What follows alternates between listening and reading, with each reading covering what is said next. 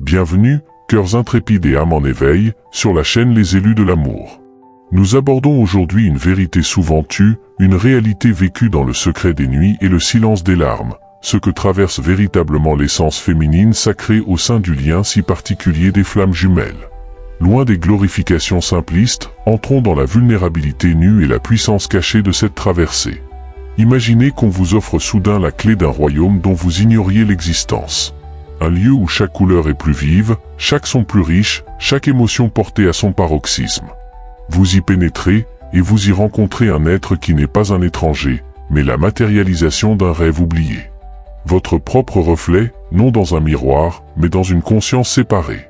Puis, sans préavis, les portes de ce royaume se referment.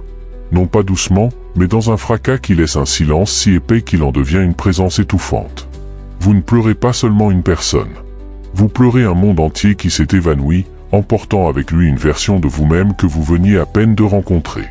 Ce deuil-là, personne ne le comprend, sauf celles qui l'ont traversé. On vous parle de chagrin d'amour, on vous conseille de tourner la page, de rencontrer quelqu'un d'autre. Ces paroles, bienveillantes mais vides, sonnent comme une langue étrangère. Car ce que vous éprouvez est d'un autre ordre. C'est une fracture existentielle. Un vertige où les repères habituels, la confiance, l'estime de soi, la foi en la bonté du destin, se dissolvent. Vous avez l'impression de devenir étrangère à vous-même, hanté par une présence-absence qui défie toute logique. Permettez-moi de poser ceci, avec une douceur inflexible, cette souffrance qui semble vous anéantir est peut-être l'indice le plus sûr que vous êtes sur le bon chemin. Non pas un chemin de consolation, mais un sentier escarpé de transformation radicale. La violence même du choc en témoigne. Quelque chose en vous, de profond et d'authentique, a été touché. Et cet ébranlement est le prélude nécessaire à une reconstruction sur des bases véritables. Tout commence par une reconnaissance qui transcende le rationnel. Ce n'est pas un coup de foudre romantique, c'est un souvenir. Comme si une partie de votre âme, endormie depuis des éternités, se réveillait en reconnaissant sa contrepartie. Les conversations coulent sans effort, les silences sont éloquents, et vous vous surprenez à dévoiler des strates de votre être que vous-même méconnaissiez. Cette phase d'union, brève ou longue, est une immersion dans un état de grâce. Elle vous prouve, de manière indubitable, que la connexion absolue existe. Puis, le retrait. Souvent abrupt, incompréhensible, perçu comme une trahison. L'énergie masculine, confrontée à cette intensité qui fait miroir, peut prendre la fuite, effrayée par la profondeur qu'elle a elle-même éveillée. Pour le féminin, éveillé et ouvert, c'est un arrachement. La douleur qui s'ensuit est multiforme, une symphonie de détresse aux mouvements distincts. D'abord, la couche émotionnelle pure, une douleur aiguë, viscérale, comparable à un sevrage. Le corps lui-même proteste. Les larmes surviennent par vagues imprévisibles, lessivant tout sur leur passage. Une nostalgie non pas pour des souvenirs, mais pour un état d'être, une plénitude perdue. Une solitude qui n'est plus seulement l'absence de l'autre, mais la sensation d'être déchu d'un paradis auquel vous auriez dû avoir droit. Ensuite, la dimension énergétique, plus subtile et tout aussi épuisante. Le lien ne semble pas rompu, seulement distendu. Vous pouvez ressentir ces états d'âme à distance, ces moments de joie ou de turbulence, comme des interférences sur votre propre fréquence. Ces échos constants brouillent la frontière entre vous et lui, entre votre peine et la sienne, créant une confusion profonde. Vous portez un fardeau qui n'est pas entièrement le vôtre, dans un espace intérieur qui n'est plus clairement délimité. Enfin, et c'est peut-être la couche la plus corrosive, l'effondrement de l'image de soi. Le rejet, le silence, l'éloignement sont interprétés par la psyché blessée comme un verdict universel, « tu n'es pas digne »,« tu n'es pas assez ». Toutes les insécurités anciennes remontent à la surface, amplifiées par cette perte unique. Vous doutez de votre perception, de votre santé mentale, de la réalité même de la connexion. Ai-je tout inventé? Cette question devient une torture. Vous vous sentez trahi par l'amour, par le destin, et ultimement, par vous-même d'avoir été si vulnérable. Arrêtons-nous ici, et retournons complètement la perspective. Et si cette agonie n'était pas la fin de l'histoire, mais son véritable commencement? Et si la séparation, dans son implacable dureté, était l'outil le plus précis que votre âme ait pu concevoir pour vous forcer à regarder là où vous refusiez de voir? Dans la symbolique de ce voyage, la flamme jumelle agit moins comme un partenaire romantique que comme un révélateur chimique d'une puissance inouïe. Sa fonction première est de mettre en lumière, sans concession, tout ce qui en vous n'est pas aligné avec l'amour inconditionnel envers vous-même d'abord. Son départ n'est pas une punition. C'est la conséquence directe et miroir de vos propres blessures d'abandon, de rejet ou d'indignité, qui se présentent maintenant sur le devant de la scène pour être enfin guéries. La douleur est le feu de l'alchimie. Elle ne brûle pas pour détruire, mais pour purifier.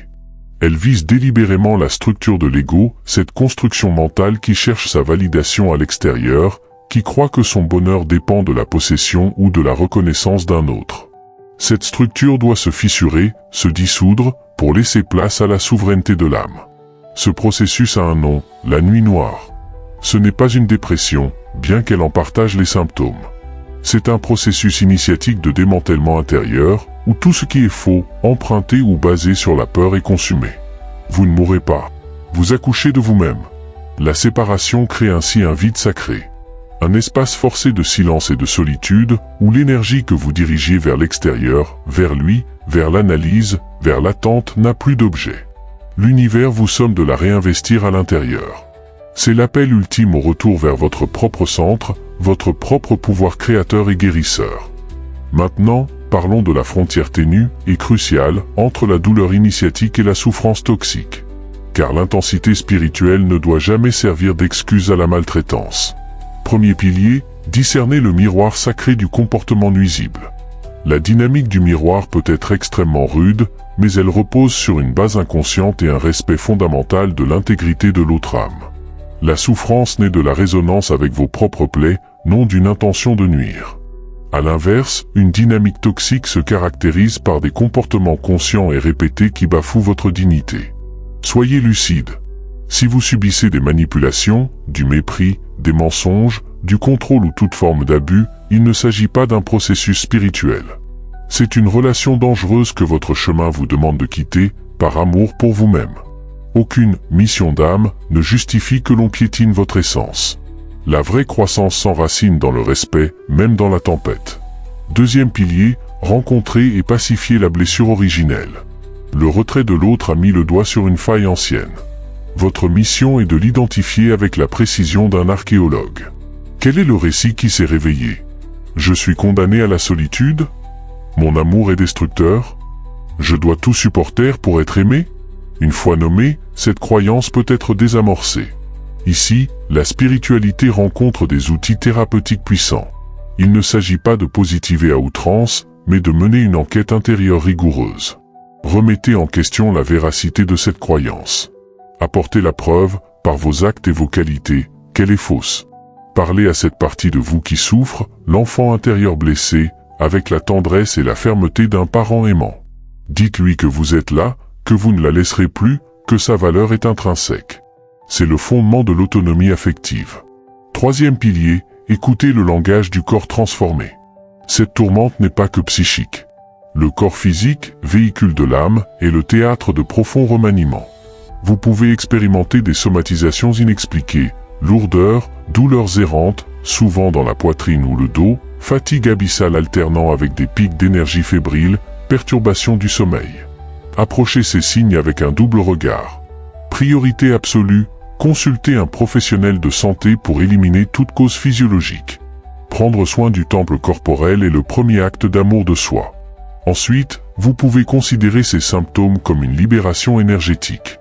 Le corps évacue les mémoires cellulaires liées aux vieilles blessures.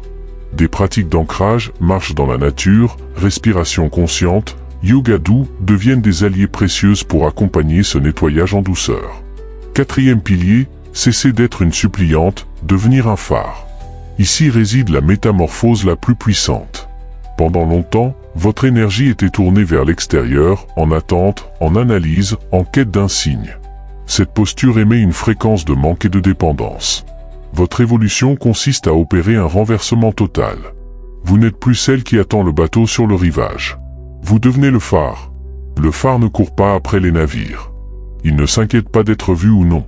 Il est simplement là, immobile, solide, rayonnant sa lumière par essence. Sa seule fonction est d'être, pleinement et fidèlement. Cela se traduit par un engagement concret envers votre propre existence. Réinvestissez l'énergie mentale obsédante dans un projet créateur, une passion délaissée, l'apprentissage d'une nouvelle compétence.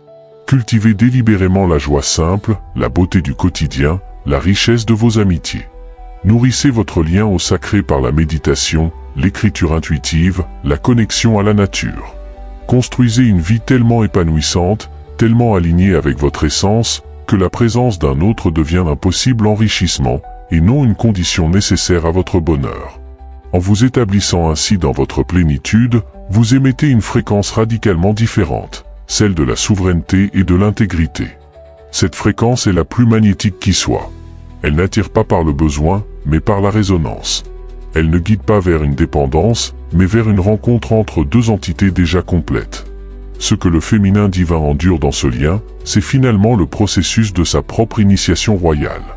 La douleur est le prix de passage pour quitter le royaume de l'attente et entrer dans celui de la souveraineté. Vous ne serez plus jamais celle d'avant. La femme qui émerge de ce creuset porte en elle une force tranquille, une compassion forgée dans l'épreuve, et un amour de soi qui est la pierre angulaire de tout amour véritable. La réunion, si elle advient, ne sera plus une fin en soi, mais la rencontre de deux univers entiers, ayant chacun pacifié leurs tempêtes intérieures. L'union ultime que vous cherchiez était, depuis le début, l'union avec la puissance infinie qui réside au plus profond de votre être. Si cette vision de votre traversée touche une corde sensible en vous, si vous vous reconnaissez dans les cendres ou dans la lueur naissante du phare, faites-le nous savoir. Partagez en commentaire un mot qui décrit la force nouvelle que vous sentez poindre en vous, même fragile. Rejoignez notre cercle des élus de l'amour en vous abonnant.